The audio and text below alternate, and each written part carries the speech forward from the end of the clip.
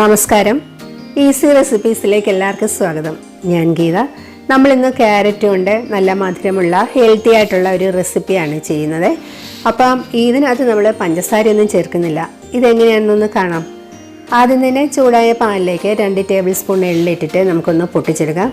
ഞാനൊരു ഭംഗിക്ക് വേണ്ടിയിട്ട് 2 കളറിലുള്ള എള്ളും എടുത്തിട്ടുണ്ട് കേട്ടോ. ഏതെങ്കിലും ഒരു കളറായാലും മതിയേ.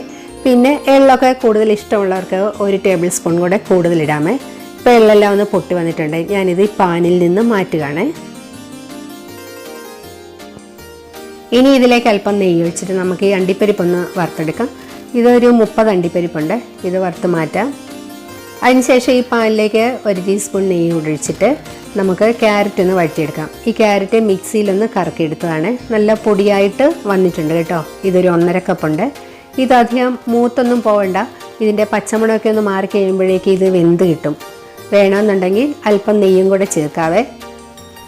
ഇപ്പോൾ ഇത് പാകത്തിനായിട്ടുണ്ട്. ഇനി ഇതിനകത്തേക്ക് നമുക്ക് ചേർക്കേണ്ടത് കുറച്ച് ഈന്തപ്പഴവും ഉണക്കമുന്തിരിയുമാണ്.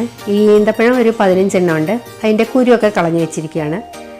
ഈ ഉണക്കമുന്തിരി ഏത് കളർ വേണേലും എടുക്കാം, കുരുവില്ലാത്തത് വേണേ. ഇതൊരു 3 ടേബിൾ സ്പൂൺ ഉണ്ട്. ഇത് നന്നായിട്ട് മിക്സിയിൽ ഒട്ടും വെള്ളമില്ലാതെ ഒന്ന് അരച്ചെടുത്തിട്ടുണ്ട്. അത് ഈ ക്യാരറ്റിലേക്ക് ഇടാം. നേരത്തെ നമ്മൾ എടുത്ത അണ്ടിപ്പരിപ്പ് ഒന്ന് തരിതരിപ്പായി പൊടിച്ചിട്ട് അതും കൂടി ഇതിനകത്ത് ചേർത്ത് നന്നായിട്ടൊന്ന് ഇളക്കിയെടുക്കാം. ഈ സമയത്ത് നമുക്ക് സ്റ്റൗ ഓഫ് ചെയ്യാവേ. അതിനുശേഷം ഇതിനകത്തേക്ക് നമ്മൾ വറുത്ത് വെച്ചിരിക്കുന്ന എള്ള് ചേർക്കാം. എന്നിട്ട് ഇതെല്ലാം കൂടെ നല്ലപോലെ ഒന്ന് മിക്സ് ചെയ്തെടുക്കാം. ഇതിന് പാകത്തിന് മധുരമുണ്ട് കേട്ടോ. ഇനിയിപ്പം മധുരം ഇച്ചിരി വേണമെന്നുള്ളവർക്ക് അല്പം ഈന്തപ്പഴം കൂടെ ചേർക്കാം. ഇത് തണുക്കാൻ വേണ്ടി ഒരു പാത്രത്തിലേക്ക് മാറ്റുകയാണ്.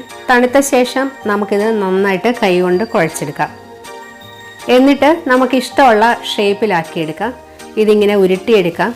ഞാനിതിപ്പോൾ അല്പം ഒന്ന് ഉരുട്ടിയതിന് ശേഷം ഒന്ന് പരത്തിയ ഷേപ്പിലാണ് എടുക്കുന്നത്.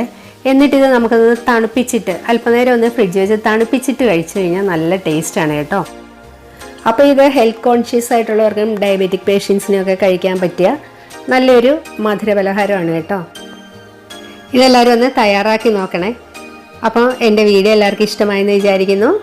എൻ്റെ ചാനൽ ഇതുവരെ സബ്സ്ക്രൈബ് ചെയ്യാത്തവരൊക്കെ ഒന്ന് സബ്സ്ക്രൈബ് ചെയ്ത് സപ്പോർട്ട് ചെയ്യണേ. മറ്റൊരു വീഡിയോയുമായി വീണ്ടും കാണാം. Thank you.